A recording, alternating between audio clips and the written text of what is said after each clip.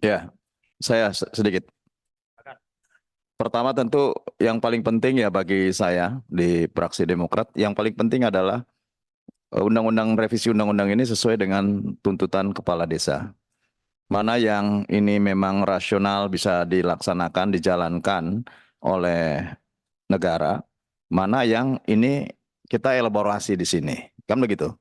Contoh misalkan keinginan lebih efisien di dalam pelaksanaan Pilkades dengan masa jabatan yang lebih panjang, durasi periode yang dipendekkan, menurut saya ini juga menjadi efisien.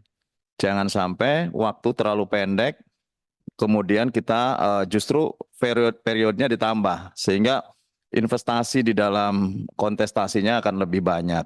Oleh karenanya tuntutan ini penting menurut saya.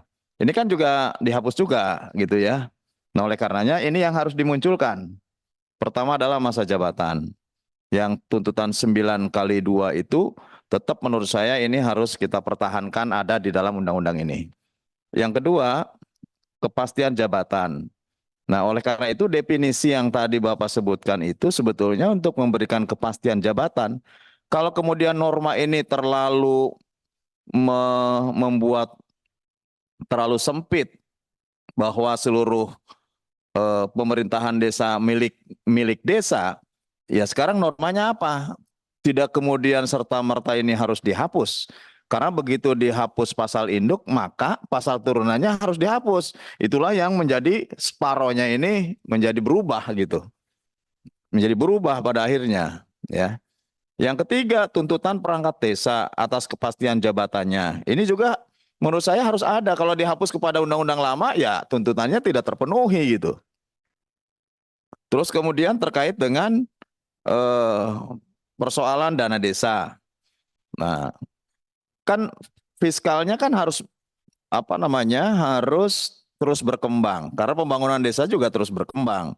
Nah, kalau APBN-nya semakin besar, ya tentu dana desanya juga harus besar.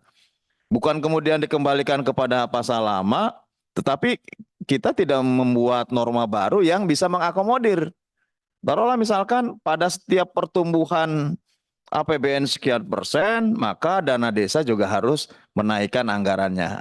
Normanya kan bisa dicari titik tengah gitu. Daripada sekedar kemudian dihapuskan kepada norma-norma lama, norma-norma yang memang ini dituntut untuk berubah gitu.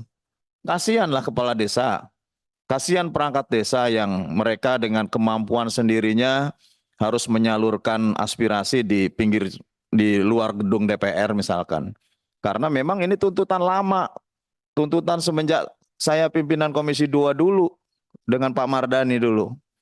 Nah, kemudian sekarang ada momentumnya revisi ini berjalan dan hari ini akan kita tuntaskan, ya kita tuntaskan. Jangan dimentahkan lagi. Kalau dimentahkan lagi ya niat sama-sama ingin kita mengakomodir aspirasi user undang-undang ini, ya tidak akan terwujud. Oleh karenanya saya setuju, Pak Awi, Ketua, saya setuju. Coba sedikit waktu atau kita tetapkan saja rujuk kepada Timus Timsin untuk merumuskan klaster-klasternya dengan tidak menghilangkan tuntutan para kepala desa dan perangkat desa. Ini yang penting. Nah, ya termasuk DPR. Artinya termasuk inisiatif DPR. Cari titik tengahnya. Jadi bukan kemudian dihapus dan kembali kepada norma lama, dihapus kembali ke norma lama. Ya itu tidak ada revisi berarti undang-undang ini gitu. Terus mengakomodir tuntutan para kepala desa dan perangkat desanya di mana gitu. Nah, maksud saya ini yang harus segera dipastikan sore ini sehingga kemudian kita bisa memberikan kepastian kepada para kepala desa bahwa hari ini sudah ada kepastian hukum untuk masa jabatan, untuk tuntutan kesejahteraan. Bahkan tadi sebetulnya Pak Tito sudah memberikan isyarat. Ada enggak itu di dalam undang-undang lama? Atau ada enggak di dalam DIM DPR terkait dengan dana ADD yang langsung ke rekeningnya kepala desa? Utamanya yang terkait dengan anggaran rutin, ya, anggaran gaji, honor dan operasional lainnya. Kan ini yang dituntut.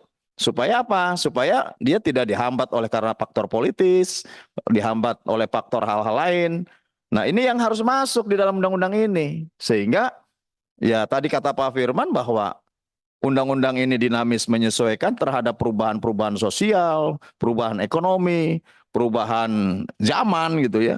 Ya ini kita bisa lakukan dalam revisi ini. Nggak ada lagi momentumnya gitu. Oleh karena itu menurut saya tidak perlu berdebat lah. Lebih baik kita serahkan tim Stimsin buat klaster. Apakah klaster yang nanti dilihat atau dikaji lebih dalam oleh Panja ini sudah mengakomodir tidak terhadap tuntutan kepala desa atau perangkat desa? Saya kira lebih baik seperti itu, biar kita nggak terus beradu argumentasi. Terima kasih.